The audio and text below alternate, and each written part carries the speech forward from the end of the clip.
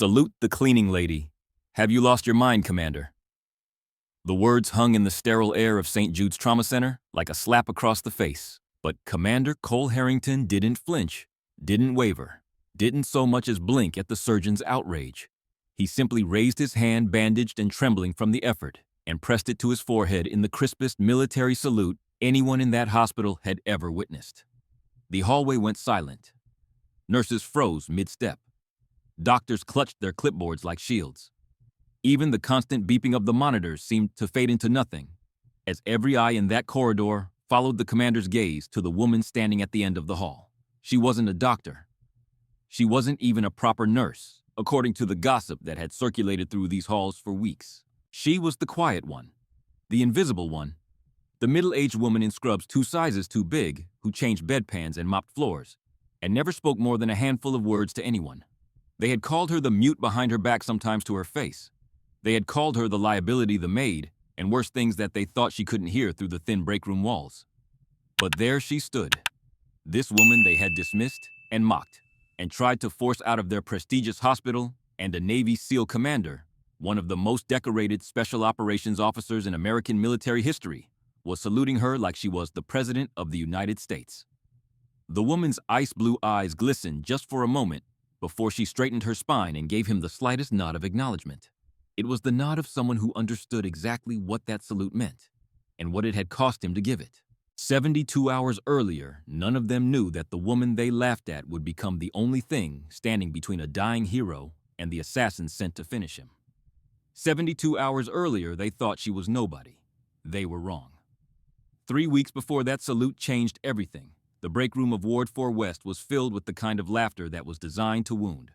It wasn't the warm laughter of friends sharing a joke over coffee. Oh no, this was the sharp, jagged kind of laughter that echoed through thin drywall, specifically because the people laughing wanted their target to hear every single word. Dr. Preston Ashworth leaned back in his leather chair, the one he had personally requested for the break room because the standard hospital furniture wasn't good enough for a surgeon of his caliber, and let out a theatrical sigh of disgust. I asked her for a clamp, and she handed me a hemostat, he announced to the room, shaking his head like a disappointed parent. I swear to God, HR must be scraping the absolute bottom of the barrel these days. She looks like she wandered in from a bus stop and decided to play dress-up. Victoria Lane, the head surgical nurse, who everyone called Vicky, and who had perfected the art of cruelty, disguised as concern, stirred her oat milk latte and nodded sympathetically. She's 45 if she's a day, Preston. Who starts a nursing rotation at 45? And have you seen her hands? They shake like leaves in a windstorm. I watched her trembling when she was prepping the IV tray for Mrs. Patterson yesterday, and I thought she was going to drop the whole thing on the floor. Probably the DT's doctor. Ashworth muttered, checking his Rolex with the casual arrogance of a man who believed his time was worth more than everyone else's combined. Alcoholic or burned out, take your pick. Either way, I want her out of my operating room. If she so much as touches a patient during one of my procedures, I'm filing a formal complaint with administration, and I'm going to make sure everyone knows exactly whose fault it is when something goes wrong. Chad Morrison, a second-year resident with a smirk that seemed permanently etched onto his face and an ego that far exceeded his actual medical skills, snorted from his position by the coffee machine. Did you see her shuffling down the hallway yesterday? Like a zombie in scrubs? I bet she couldn't find her way out of a paper bag, let alone assist in surgery. The laughter that followed was loud and cruel, and it carried easily through the thin walls of the break room into the hallway beyond. Outside that door, Sarah Brennan stood perfectly still. She had been carrying a tray of sterilized instruments to the supply closet, and she had heard every single word they said about her. The mute, the maid, the liability, the woman who looked like she wandered in from a bus stop. She didn't storm in to defend herself. She didn't cry. She didn't even flinch. She simply adjusted the collar of her scrub top, the blue standard issue one that hung loosely on her frame, hiding the wiry, hardened body beneath, and she walked away. But if anyone had been watching closely, if anyone had bothered to look at the woman they had all dismissed as invisible, they might have noticed something flash in her ice blue eyes. Something cold.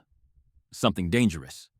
It was there and gone in less than a second, like lightning on a distant horizon. Sarah had been at St. Jude's for 3 weeks now, and in that time, she had spoken less than 100 words. She took every grunt job they threw at her, changing bedpans and sanitizing surfaces, and restocking supply carts, and all the other tasks that the younger, more prestigious nurses considered beneath them. She took the graveyard shifts that nobody wanted, the ones that stretched from midnight until dawn, when the hospital was quiet and the shadows were long. She took the ridicule and the mockery and the barely concealed contempt, and she never once complained. They thought her silence meant she was weak. They thought her acceptance of the worst jobs meant she was desperate. They thought the way she shuffled her feet and hunched her shoulders meant she was timid and afraid. They were wrong about all of it.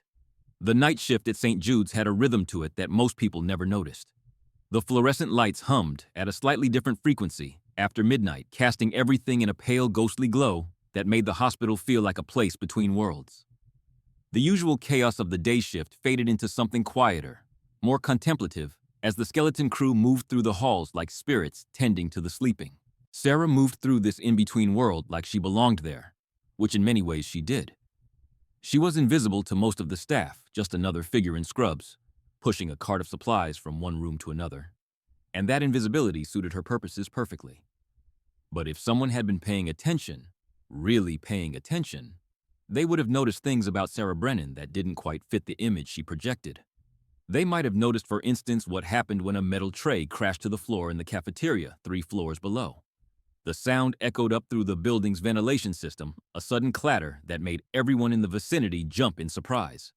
Everyone except Sarah. She didn't jump. She didn't even flinch. Instead, in the space of half a heartbeat, her weight shifted to the balls of her feet. Her knees bent almost imperceptibly, and her eyes, those pale ice blue eyes, swept across every exit in the corridor before anyone else had even registered what the sound was. It happened so fast that if you blinked, you would have missed it entirely. And then she was back to her shuffling, hunched posture, as if nothing had happened at all. They might have noticed the way her forearms looked when she lifted a heavy box of supplies, the way the muscles rippled and flexed, with a strength that seemed completely at odds with her small, timid appearance. They might have noticed the scars that traced jagged paths across her forearms, scars that weren't from kitchen accidents or clumsy falls, but from something far more violent. Those scars were from shrapnel. They might have noticed the way her fingers tapped against her thigh when she was waiting for an elevator, a rhythmic pattern that meant nothing to most people, but would have been instantly recognizable to anyone who knew Morse code. Tap, tap, tap, tap, tap, tap, tap, tap. Over and over again, an unconscious habit that she probably wasn't even aware of anymore. SOS. The truth was that Sarah's hands did shake, but not from alcohol or burnout, or any of the other explanations that Dr. Ashworth and his colleagues had invented to explain away her tremors. Her hands shook from the phantom vibrations of Black Hawk rotors, from the bone-deep memory of 20 years spent in helicopters, flying into places where death waited around every corner. Her hands shook because for 2 decades they had been covered in the blood of young soldiers who cried out for their mothers in the dust and chaos of Kandahar or Fallujah, of black sites and classified locations that the government would never admit existed. Sarah Brennan wasn't just a new nurse struggling to fit in at a prestigious hospital. She was former Lieutenant Sarah Brennan, United States Air Force call sign Angel. She was a specialized pararescue jumper and combat medic who had been attached to Tier 1 Special Operations units, the kind of units that conducted missions so secret that even their existence was classified. She had pulled wounded operators out of firefights while bullets cracked past her head. She had performed emergency surgery in the back of helicopters with nothing but a flashlight in her bare hands. She had seen things and done things that would give most people nightmares for the rest of their lives. She had retired 3 years ago after an IED explosion in a convoy killed half her team and left her with a traumatic brain injury and a spine held together with titanium rods.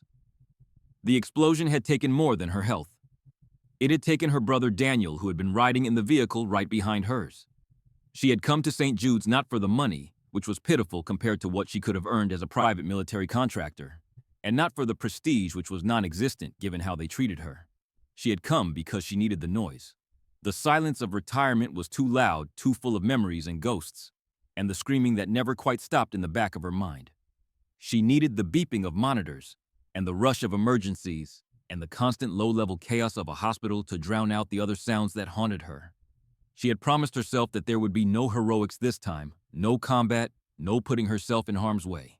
Just quiet care, just being useful, just making it through each day until the next one came. She was failing at the quiet part. In her locker, hidden behind her spare scrubs and her lunch bag, there was a photograph. It showed two young soldiers in desert camouflage, their arms around each other's shoulders, grinning at the camera with the invincible confidence of youth. One of them was Sarah, 15 years younger and a lifetime ago. The other was a young man with the same ice blue eyes, the same stubborn set to his jaw. Her brother, Daniel.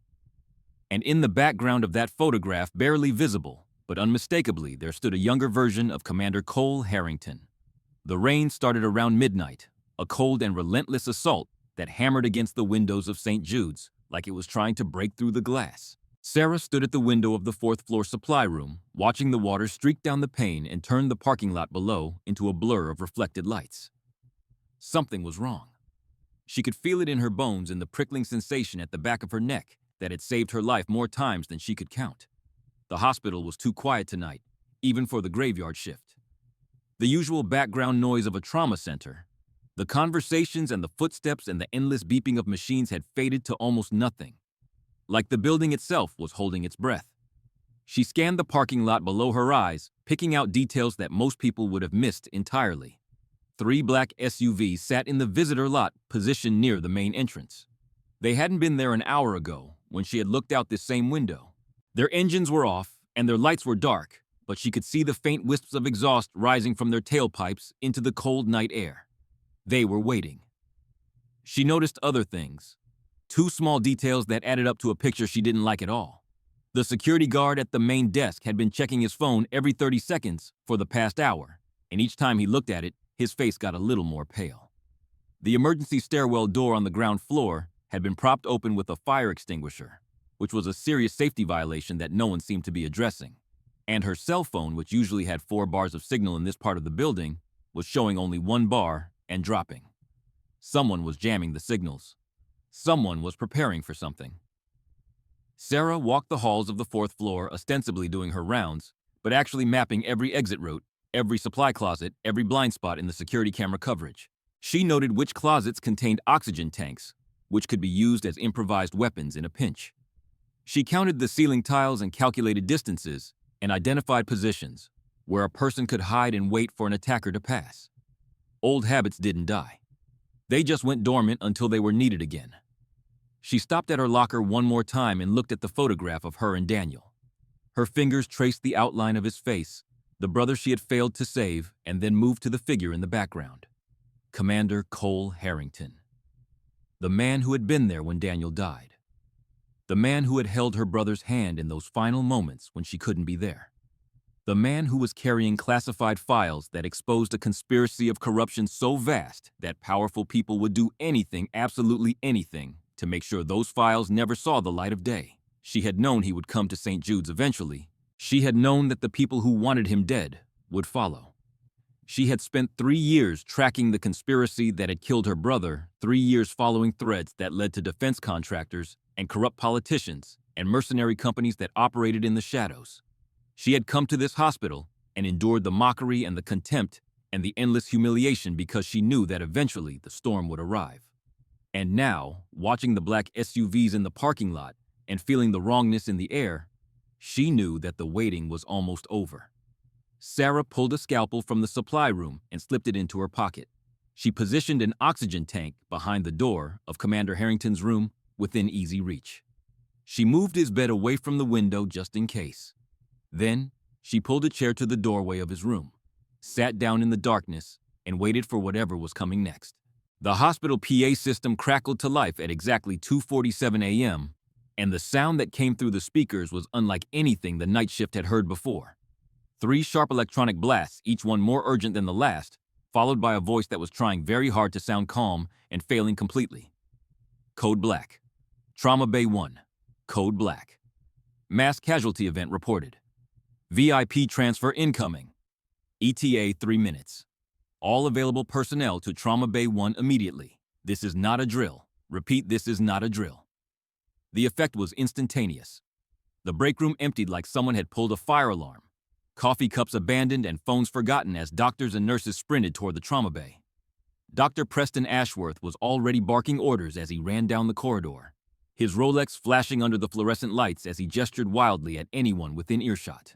Vicky, I need you to prep Bay 1 full trauma setup, and I mean full, not the half-assed job you did last week.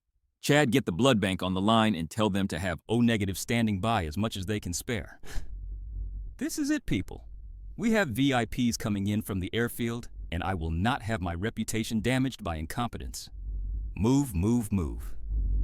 Sarah stood by the linen cart in the hallway, watching the chaos unfold around her. She wasn't assigned to Trauma Bay 1.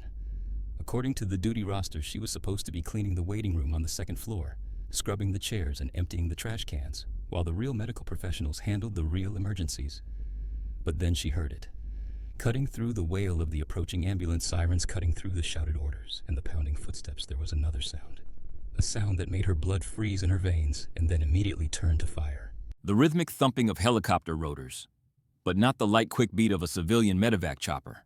This was heavier, deeper, the distinctive thump-thump-thump of military-grade engines pushing against the night air. That was a PAVE Hawk. A special operations helicopter, the kind that carried Tier 1 operators into the worst places on Earth, and if they were lucky, brought them back out again. Sarah dropped the mop she had been holding. It clattered against the linoleum floor, but no one was paying attention to the cleaning lady anymore. Everyone was too focused on the chaos ahead. Something had gone wrong. Something had gone very, very wrong. The doors of Trauma Bay 1 didn't open so much as they exploded inward, slamming against the walls with enough force to crack the plaster.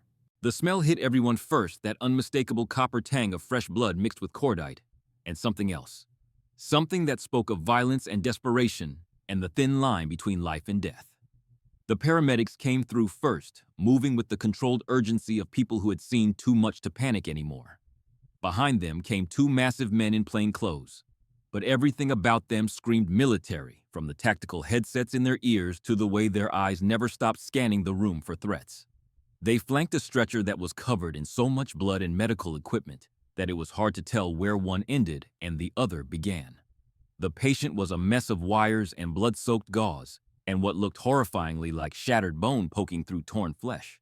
Male, probably in his 40s, though it was hard to tell through all the damage. Multiple gunshot wounds to the chest, entrance wounds that Sarah's trained eye immediately recognized as the work of 7.62 mm rounds, probably from a suppressed rifle, given the lack of powder burns around the edges. This wasn't a random shooting. This was a professional hit. Male, mid-40s, multiple GSW to the thoracic cavity, the lead paramedic shouted, his voice cracking under the strain. BP is 60/40 and dropping fast. We lost his pulse twice in the bird, brought him back both times, but he's circling the drain. You need to work fast or you're going to lose him. Dr. Ashworth pushed his way to the front of the crowd, his ego swelling to fill the room even as his hands trembled slightly at the sight of so much blood. I've got this, he announced, his voice carrying the false confidence of a man who was already in over his head. Clear the way, everyone. Get a line in him type and cross-match for O-negative stat. And somebody get these military people out of my operating room. One of the tactical men, a bearded giant with a scar running down the side of his neck, like a pale lightning bolt, grabbed Ashworth's sleeve with a grip that made the surgeon wince. His voice was low and dangerous, the voice of a man who had killed people with his bare hands and would do it again without hesitation. Listen to me very carefully, Doctor. This is Commander Cole Harrington. He is one of the most important men in the United States military. And if you lose him on your table tonight, there is no hole on this earth deep enough for you to hide in. Do you understand me? Ashworth yanked his arm away, his face flushing with indignation and fear in equal measure. Get these men out of my operating room, he snapped at the security guards. I am trying to save a life here, and I don't need amateurs telling me how to do my job. The tactical men were escorted out, but the tension they left behind was thick enough to choke on. On the table, Commander Cole Harrington was dying. The monitor beside him screamed a flat, dissonant tone that every person in that room recognized as the sound of a heart giving up. He's coding, Nurse Vicky! Screamed her composure cracking for the first time. V-fib, we need paddles now! Charged to 200, Ashworth yelled, grabbing the defibrillator paddles. Clear. The body on the table jerked with the electrical shock, but the monitor kept screaming its terrible flatline song. Nothing. Charged to 300, clear. Another jolt, another failure.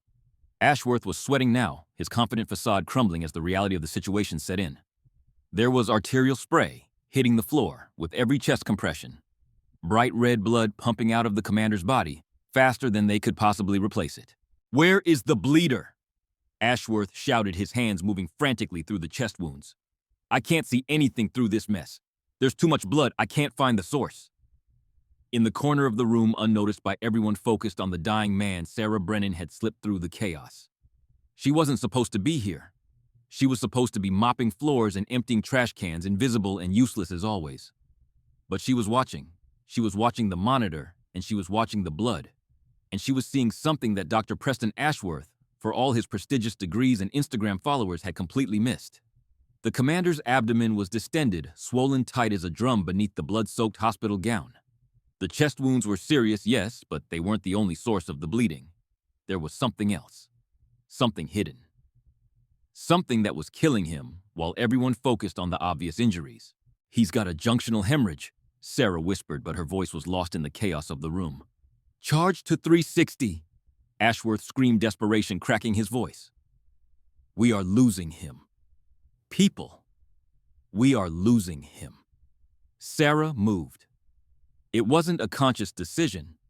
There was no moment where Sarah weighed the pros and cons, calculated the risks, considered what would happen to her career if she intervened. 20 years of combat medicine had burned those calculations out of her brain, replacing them with pure instinct with muscle memory that took over when thinking would take too long. She stepped past Chad Morrison, who was standing frozen near the instrument tray with his mouth hanging open. He saw her coming and tried to block her path, his face twisting with that same smug contempt he always showed her. Get out of here, janitor, he hissed. This is an operating room, not a cleaning closet. You don't belong here. Sarah didn't slow down. She didn't argue. She didn't explain. She simply drove her shoulder into his sternum with enough force to lift him off his feet and send him crashing backward into a cart of surgical instruments. The cart toppled with a tremendous crash, scattering scalpels and clamps across the floor. And Chad went down hard, gasping for breath like a fish pulled out of water. Every head in the room turned toward the sound. Dr. Ashworth looked up from the dying patient, his eyes widening with disbelief and rage at the sight of the quiet, invisible cleaning lady standing in the middle of his operating room. What the hell do you think you're doing? He roared.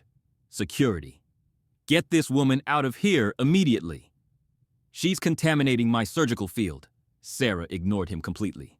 She had already reached the operating table, and her eyes were locked on something that Ashworth hadn't even thought to look for. The commander's upper thigh, high up near the groin, hidden beneath the shredded remains of his tactical pants. The fabric was so dark with blood that it had blended into the shadows, invisible to anyone who wasn't specifically looking for it. But Sarah was looking, and she saw it. A small wound, almost insignificant compared to the massive chest trauma, but leaking blood in a steady pulsing stream that matched the weak rhythm of the commander's failing heart. The femoral artery, nicked by a bullet fragment, bleeding internally, disguised by the more obvious injuries above. Every chest compression they performed was pumping blood out of his body through that hidden wound. They were killing him while trying to save him. He's bleeding out from the femoral, Sarah said, and her voice was completely different now. Gone was the quiet, hesitant whisper of the timid new nurse. This was a command voice, a voice that had directed fire teams under mortar attack, a voice that expected to be obeyed without question.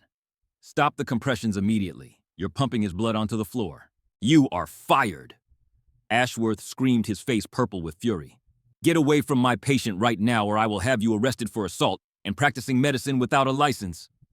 Sarah didn't flinch. She didn't hesitate. She didn't waste a single second on the screaming surgeon or the stunned nurses or the security guards who were pushing their way into the room. She jammed her entire gloved fist into the open wound on the commander's thigh. The sound that went through the room was somewhere between a gasp and a scream. Vicky actually stumbled backward, her hand pressed to her mouth in horror. Chad, still on the floor, made a retching sound. Even Ashworth fell silent, too shocked by what he was seeing to form words. Sarah's arm disappeared up to the wrist in the commander's leg. Her fingers found the pulsing vessel slippery with blood, and she pressed down hard, compressing the femoral artery against the pelvic bone with a technique that was brutal and agonizing, and absolutely the only thing that could save his life in the 30 seconds he had left. The arterial spray slowed. The monitor beeped. Once. Twice. Then it settled into a weak but steady rhythm, the sound of a heart that had been given one more chance. I need a Foley catheter and a vascular clamp, Sarah said, her voice steady as stone. and someone needs to get me a unit of O negative before my arm goes numb. Now. No one moved. They all just stared at her, at this woman who had transformed before their eyes from a timid cleaning lady into something else entirely. Something terrifying and magnificent, and completely beyond their understanding. Now, Sarah barked, and the spell broke. The surgery took 6 hours. Dr. Ashworth performed it, technically speaking. His name would be on the charts and the reports, and whatever commendations might eventually be issued. But everyone who was in that operating room knew the truth.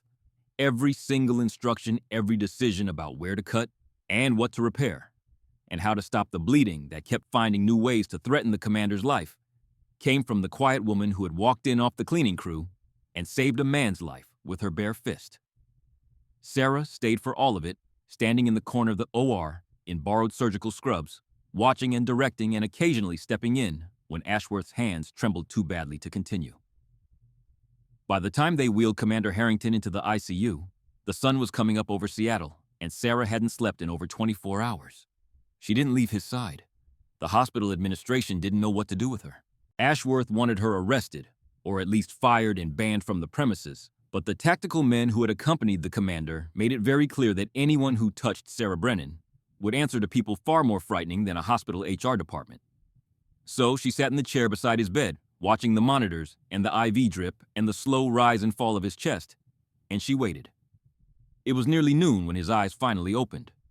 The morphine fog was thick.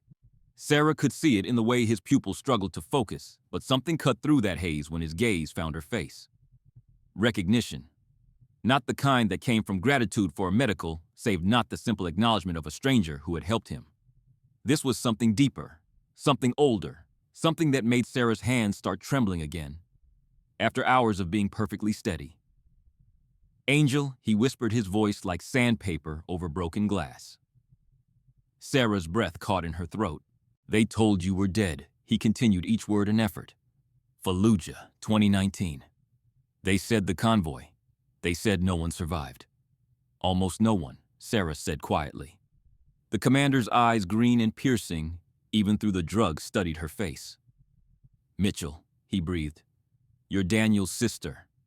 I remember now. He showed me your picture. He talked about you all the time. Sarah felt something crack in her chest. A wall she had built 3 years ago to keep herself functioning, to keep herself moving forward instead of drowning in grief. He died saving you, she said, and her voice was steady even as her hands shook. I've spent 3 years trying to find out why. I've spent 3 years tracking the people who set up that ambush, the people who knew exactly where your convoy would be and when. Harrington's hand found her wrist, his grip weak but desperate. You know about Blackwell. I know everything. The defense contracts, the bribes, the senators on their payroll. I know they killed my brother to protect their secrets, and I know you have the files that can bring them down. They're coming, Harrington said, his eyes suddenly alert with fear. Blackwell knows I'm here. They'll send people. They'll burn this whole hospital to the ground if they have to. Sarah looked at the door, then back at the commander. I know, she said. I've been waiting for them. The hospital had gone quiet in a way that Sarah recognized immediately, and the recognition sent ice water running through her veins. This wasn't the peaceful quiet of a building at rest, wasn't the natural lull that came in the small hours between midnight and dawn. This was the quiet of a place holding its breath, the unnatural silence that preceded violence.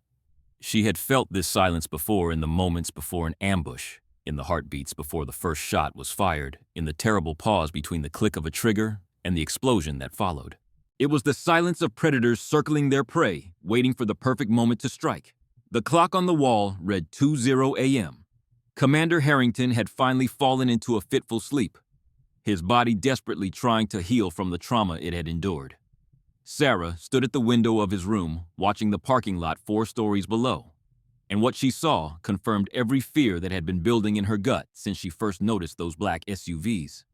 There were 7 of them, now positioned at every exit from the hospital, their engines off, but their occupants clearly visible as shadows behind tinted glass. More concerning were the men she spotted on foot, moving with the practiced casualness of professionals who were very good at not being noticed. They were taking positions around the perimeter, covering sight lines, blocking escape routes. This wasn't a rescue operation. This was an assault force preparing to breach. Sarah moved quickly but quietly, her mind shifting into a mode she hadn't used in 3 years. She checked the emergency stairwell, noting that someone had disabled the alarm on the door. She tested her cell phone and found the signal completely dead, now jammed by equipment that was probably sitting in one of those SUVs. She tried the landline at the nurse's station and heard nothing but static. They were cut off, isolated, trapped. She found Jessica Tate, the young nurse who had never been particularly cruel to her, but had never stood up for her either, restocking supplies in the medication room. The girl looked up with surprise when Sarah appeared in the doorway, her eyes widening at whatever she saw in the older woman's face. "I need you to listen to me very carefully." Sarah said, her voice low and urgent. "I need you to move all the patients on this floor to interior rooms away from windows and exterior walls. Do it quietly. Don't cause a panic and don't ask me questions because we don't have time." "What's happening?" Jessica whispered, fear creeping into her voice. "Is this about the commander? Is someone coming for him?" "Just do what I asked. Please." Something in Sarah's tone must have conveyed the seriousness of the situation, because Jessica nodded and hurried off without another word. Sarah watched her go, then continued her preparations. She found an oxygen tank in a supply closet and positioned it behind the door of Harrington's room within easy reach. She located fire extinguishers on every floor and memorized their positions.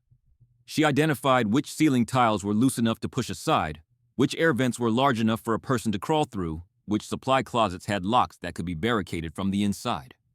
She was mapping a battlefield because that's exactly what this hospital was about to become. The scalpel she had taken earlier was still in her pocket. A pitiful weapon against the firepower that was gathering outside, but it was better than nothing. She found a roll of surgical tape and wrapped the handle to improve her grip. She found a heavy flashlight that could double as a club. She found a bottle of surgical-grade alcohol that could be turned into an improvised incendiary device if things got desperate enough. Old habits didn't die. They just waited for the moment when they were needed again. Sarah returned to Harrington's room and pulled a chair to the doorway. She sat down in the darkness facing the corridor, and she waited. The silence pressed in around her like a physical weight. And then at exactly 2:47 a.m., the silence shattered. The front doors of St. Jude's Hospital didn't open. They exploded inward with a concussive blast that shattered the reinforced glass into 1,000 razor-sharp fragments spraying across the lobby like deadly rain. The sound was enormous, a thunderclap of violence that echoed through every floor of the building and announced with absolute clarity that the rules of civilization no longer applied here. 12 men poured through the breach before the glass had even finished falling. They moved with the fluid precision of operators who had done this 100 times before, fanning out to cover every angle, their weapons sweeping the lobby with laser sights that cut through the dust and smoke like red fingers of death. They wore black tactical gear, suppressed rifles, night vision equipment, all the tools of a professional kill team. The night security guard, a retired cop named Wilson, who had been looking forward to a quiet shift of crossword puzzles and bad coffee, barely had time to reach for his weapon before one of the operatives put a round through his shoulder. He went down screaming, clutching the wound, and 2 more operatives zip-tied his hands behind his back before dragging him behind the reception desk. "Building is secure," one of the operatives announced into his radio. "Lobby team in position. All exits covered. Awaiting primary." The man who walked through the shattered doors next was not dressed like the others. He wore a simple black jacket over a dark sweater. No tactical gear, no visible weapons. Just the calm confidence of someone who didn't need to carry a gun because he had 12 men who would kill or die at his command. Victor Kessler was 45 years old with a scar that ran along his jawline like a pale crack in weathered stone and eyes that held absolutely nothing resembling human warmth. He had been Special Forces once decorated and respected until an incident in Syria had resulted in a dishonorable discharge and a one-way ticket to the private sector. Now he worked for Blackwell Defense Corporation, handling the kind of problems that couldn't be solved through lawyers or lobbyists. Problems like Commander Cole Harrington and the classified files he carried. Kessler surveyed the lobby with the detached interest of a butcher examining livestock. Staff members cowered behind desks and gurneys, their faces white with terror, their phones useless thanks to the signal jammers his team had activated 20 minutes ago. The elevators had been disabled remotely, the emergency exits sealed from outside the landlines cut. This hospital was now a closed system, a killing box, and everyone inside it belonged to him. Listen carefully. Kessler announced, his voice carrying easily through the stunned silence. "We are here for one patient only. Commander Cole Harrington, currently located in the ICU on the 4th floor. Anyone who cooperates fully will be released unharmed when our business is concluded. Anyone who interferes will be dealt with accordingly." He paused, letting the implications sink in. "My men are going to search this building floor by floor. If Commander Harrington is delivered to me within the next 30 minutes, no one else needs to die tonight. If he is not..." Kessler shrugged with theatrical indifference. "Well, hospitals are such dangerous places. So many things can go wrong." He gestured to his team leaders. "Secure all floors. Find the commander. And find anyone who might be helping him."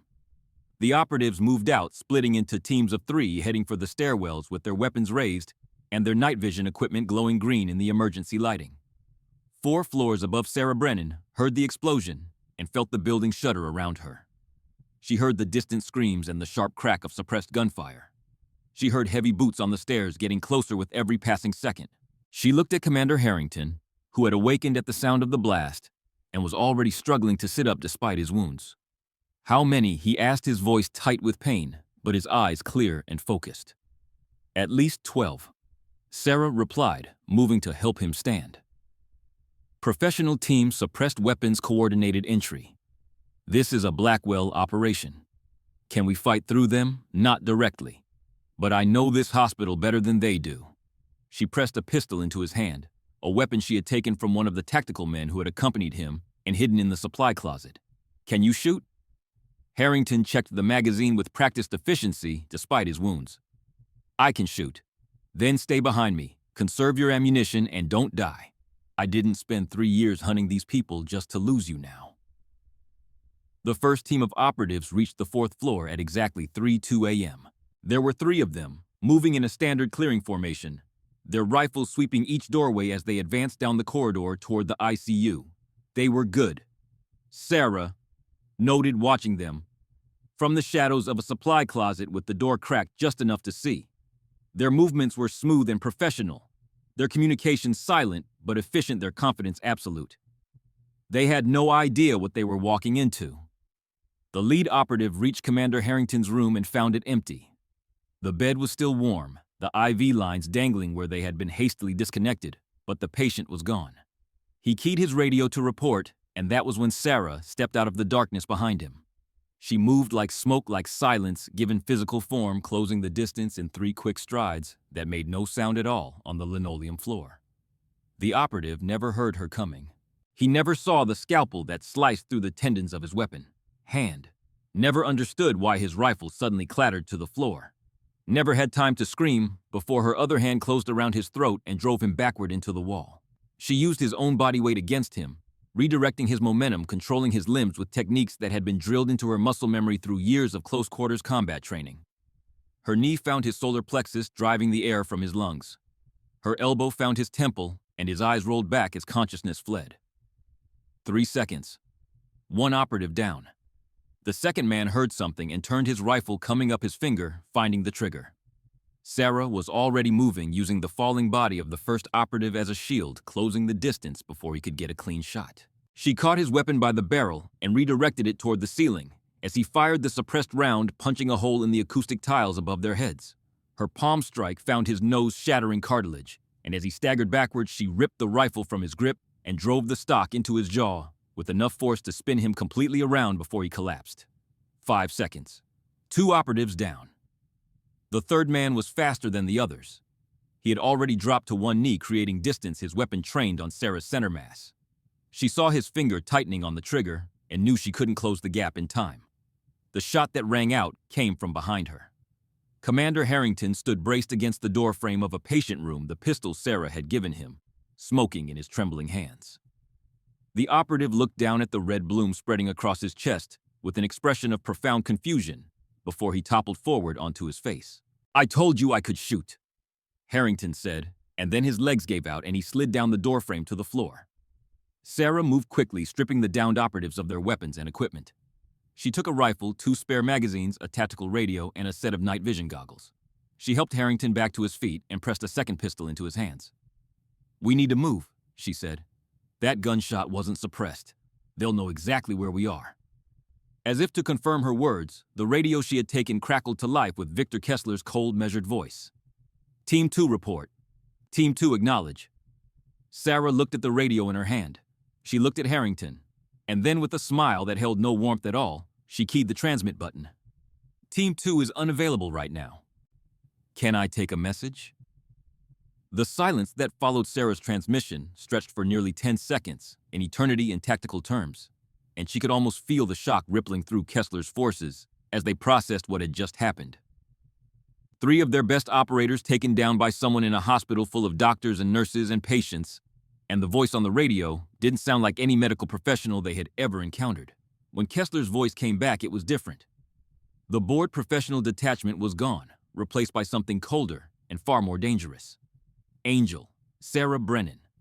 He said the name like it was a curse, each syllable dripping with barely controlled rage.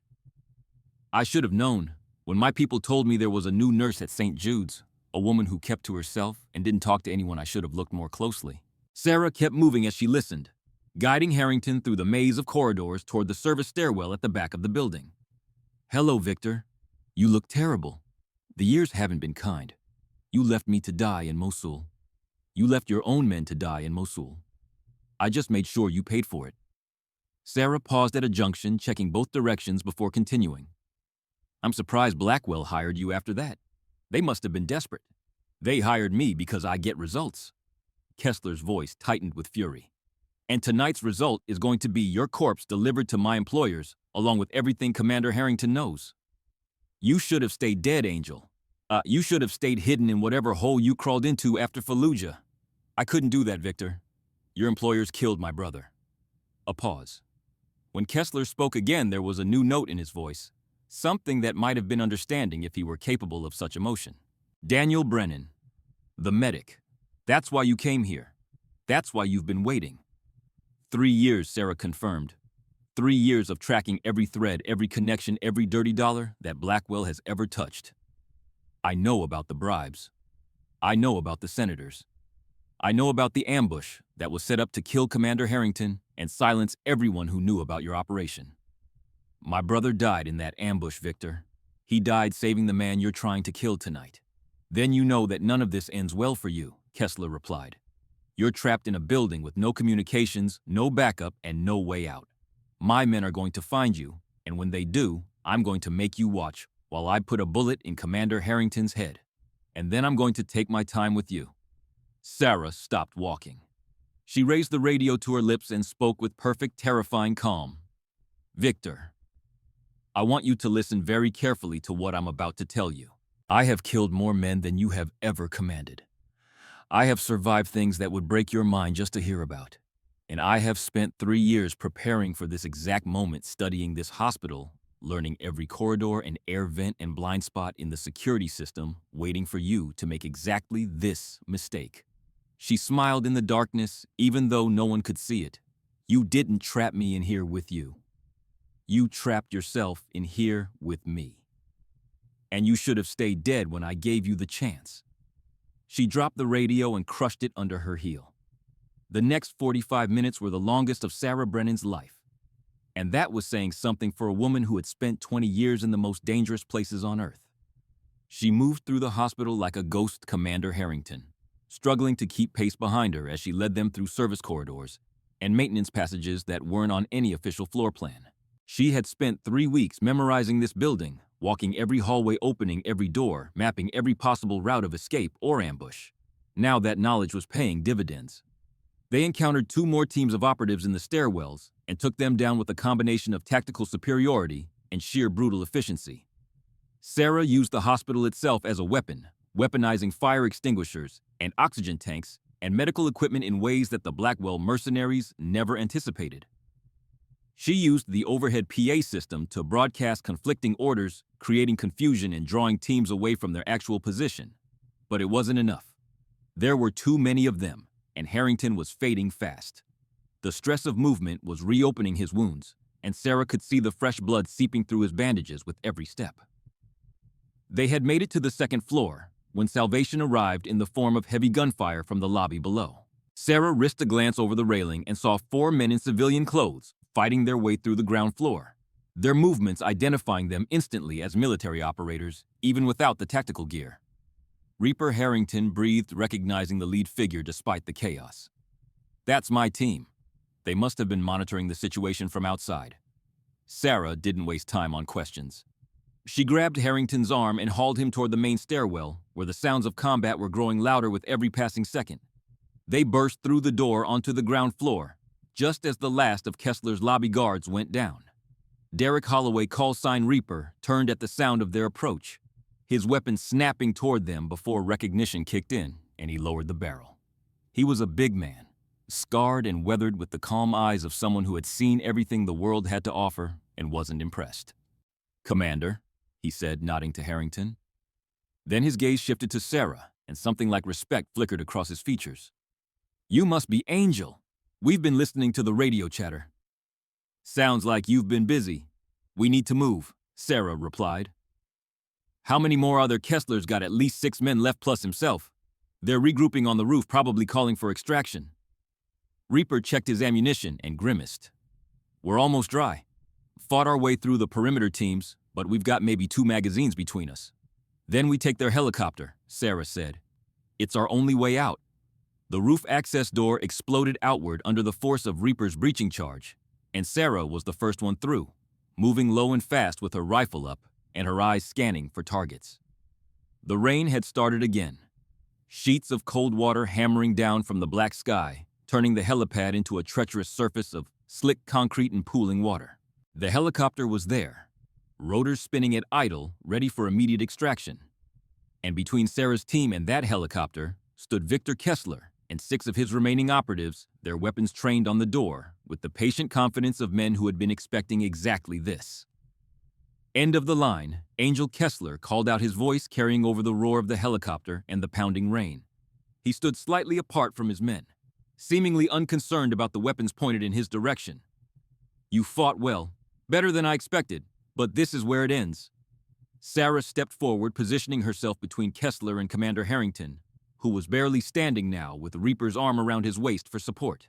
The other operators spread out behind her, forming a thin defensive line that everyone knew wouldn't survive a sustained firefight. "Let me tell you how this is going to go." Kessler continued pacing slowly with theatrical calm. "You're going to hand over Commander Harrington and the files he's carrying. In exchange, I'll let you and your friends walk away. You'll disappear, start new lives somewhere far from here, and we'll pretend this never happened." And the Commander Kessler shrugged. He knows too much. He's seen too much. There's no deal that includes him breathing at the end of the night. Then there's no deal at all. "I thought you might say that." Kessler smiled, and it was the empty smile of a man who had stopped feeling human emotions long ago. "You always were stubborn. It's why you survived Mosul, and it's why you're going to die tonight. You want to know why I really came here?" Victor Sarah asked, her voice cutting through the rain. It wasn't just for the files. It wasn't even just for Commander Harrington, although keeping him alive is important. She took a step forward, her rifle steady, despite the shaking that had plagued her hands for 3 years. "I came here because my brother died, believing in something. He died, believing that there were still people in this world worth saving, still causes worth fighting for. He died, believing that someone would eventually bring Blackwell to justice, that all the corruption and murder and betrayal would eventually come to light." Another step. Kessler's men shifted nervously, their fingers tightening on triggers. "He died, saving Commander Harrington's life, Victor. And I'll be damned if I let you finish what you started 3 years ago," touching Kessler said. But there was something uncertain in his eyes now, something that hadn't been there before. "But sentiment doesn't stop bullets." "No," Sarah agreed. "It doesn't." She moved. The gunfight that erupted was brief and brutal and absolutely decisive. Sarah's first shot took down the operative closest to Kessler, a clean headshot that dropped him before he could even react. Reaper and his team opened fire simultaneously, their limited ammunition spent with the precision of men who couldn't afford to waste a single round. Kessler's men returned fire, but they were off balance, surprised by the sudden violence after the standoff. 2 more went down in the opening exchange, and then Sarah was among them, too close for rifles, fighting with her hands and her knife, and every dirty trick she had learned in 20 years of combat. She killed one man with his own weapon redirected into his throat. She killed another by driving him backward into the spinning tail rotor of the helicopter, a death that was messy and loud and absolutely final. The remaining operatives broke and ran their nerve, failing in the face of something that seemed more like a force of nature than a human being.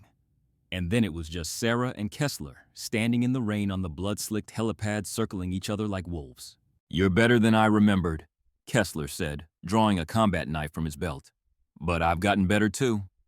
He lunged, and the fight that followed was unlike anything Sarah had experienced since leaving the military. Kessler was faster than a man his size had any right to be, and he fought with a viciousness that came from years of living in the shadows. His blade opened a cut on Sarah's arm, then another on her shoulder, and she felt herself being pushed back toward the edge of the roof. He was winning. She could feel it in the weakness of her blocks, in the slowness of her reactions, in the blood loss that was making her vision blur at the edges. 3 years of retirement had taken more from her than she wanted to admit. But then Kessler made a mistake. He overextended on a thrust, putting too much confidence in his superior strength, and Sarah saw the opening she needed. She didn't block the knife. She let it come, let it slice a furrow across her ribs that burned like fire, and she used that moment of commitment to close the distance. Her hand found his wrist and controlled it, redirected the blade away from her body, and her other hand found the scalpel she had carried since the beginning of this nightmare.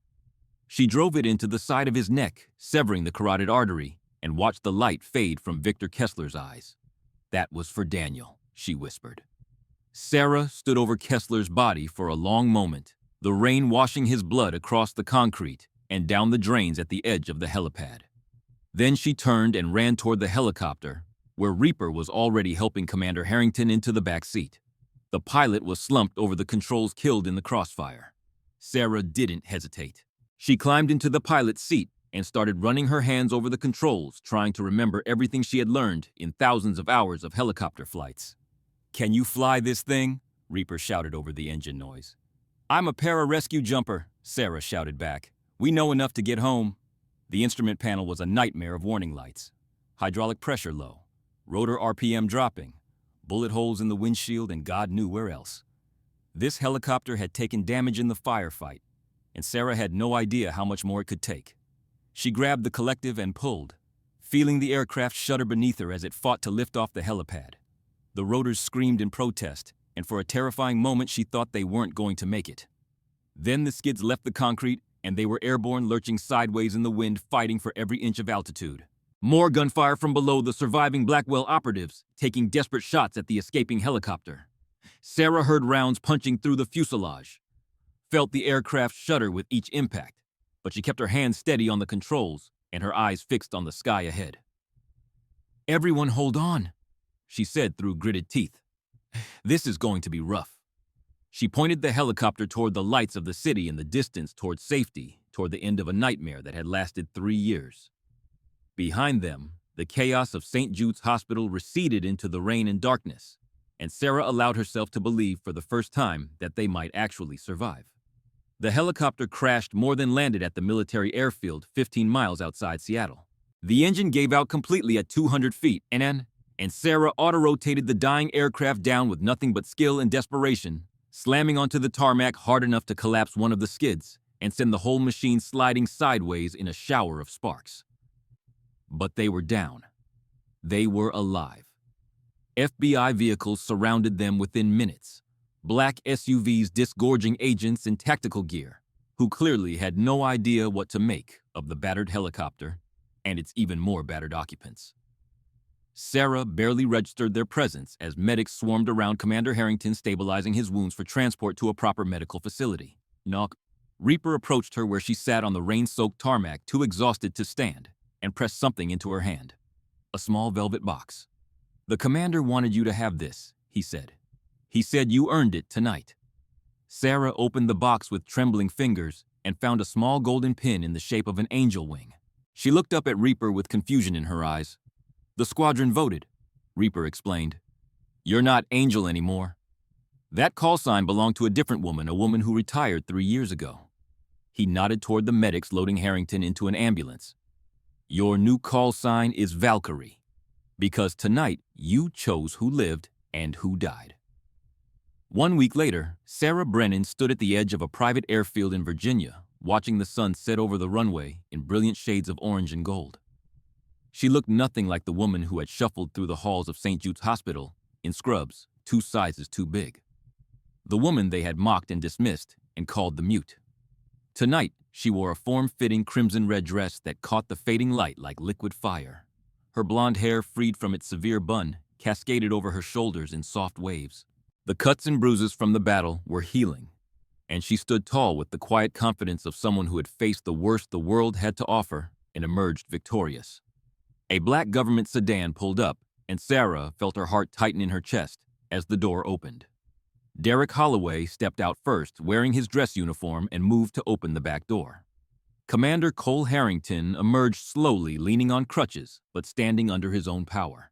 He wore his full dress whites, the gold trident of a Navy SEAL gleaming on his chest. And despite everything he had been through, he looked like exactly what he was, an American hero. He walked towards Sarah, each step clearly painful but determined, until they stood face to face in the golden light of sunset. "They told me you declined the medal," he said softly. "I didn't do it for a medal, I did it for Daniel." Harrington nodded slowly, his green eyes bright with emotions that military men rarely allowed themselves to show. "He would be proud of you." He always said his sister was the toughest person he knew. He said if anything ever happened to him, you'd find a way to make it right.